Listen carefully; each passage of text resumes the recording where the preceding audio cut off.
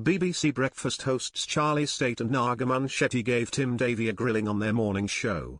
On Thursday, October 16, the BBC boss joined them on their sofa as they announced that they had not pre-agreed any questions but wanted to address accusations on being biased on the show. Charlie started strong with some statistics on how the public views the BBC as he said, 38% of people you asked thought your organisation, the BBC, is ineffective at being independent from the government. Do you think people think the Prime Minister is in your ear? He asked what Tim thinks people think, and the boss responded that he thinks people are worried about the independence of a public service broadcaster. Charlie immediately told him he needs to be more practical, and they quickly started talking over one another before Charlie stated his question once again, but added, do people think a member of the government rings and you go oh because you're in their pocket? The BBC boss then started talking about the fact that people across the world don't have access to free press. He explained that it is wonderful and weird that people working for him can ask any questions on TV. But a frustrated Charlie said, I'm not sure you answered the question. Tim then went back to the question and told Charlie that the direct answer was yes, people worried that the BBC was being influenced. When Charlie asked him outright if he was being unduly influenced, Tim responded, absolutely not. Naga then interjected to encourage Tim to explain to the audience what would happen if a member of the government would call him to complain about what they'd written.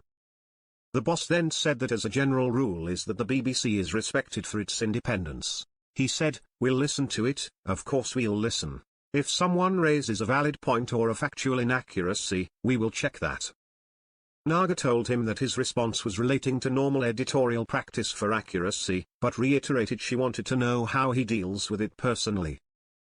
Davie said, I don't think we're influenced by that. We're influenced by our standard, our editorial guidelines. What I would say, however, it is absolutely appropriate that people hold the BBC accountable. That is absolutely how we operate.